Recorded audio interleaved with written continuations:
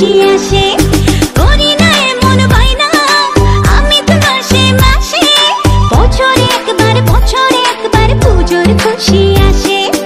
আর কিছু চাই না, একটাই বায়না রেখো, গয়না শাড়িতে আমি সবাইকে টেক্কা দেব। আরে এবার পুজোতে আমি সোনার ঝুমকা দেব।